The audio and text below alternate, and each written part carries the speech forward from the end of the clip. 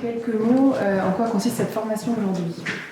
Alors en quelques mots, la formation, le but c'est quand même de former des pompiers secouristes non infirmiers, non médecins à faire de la vaccination, donc à faire une intramusculaire dans le bras, dans le deltoïde, pour vacciner le maximum de personnes, car on n'a pas suffisamment d'infirmiers pour vacciner, parce qu'on assure justement des gardes opérationnelles et qu'on a beaucoup d'infirmiers volontaires, on est 5 infirmiers professionnels, donc on fait au maximum, mais on n'est jamais assez nombreux. Si on veut éradiquer cette Covid, il faut être le maximum de personnes.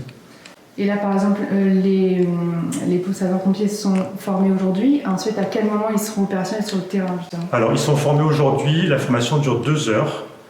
On prend des groupes de 20 personnes. Il y a de la théorie au départ. Ensuite, on fait 2 ateliers pour la pratique. À l'issue de cette pratique, ils ont une demi-journée de formation d'encadrement avec un infirmier sapeur-pompier pour le geste sur une vraie personne, en fait.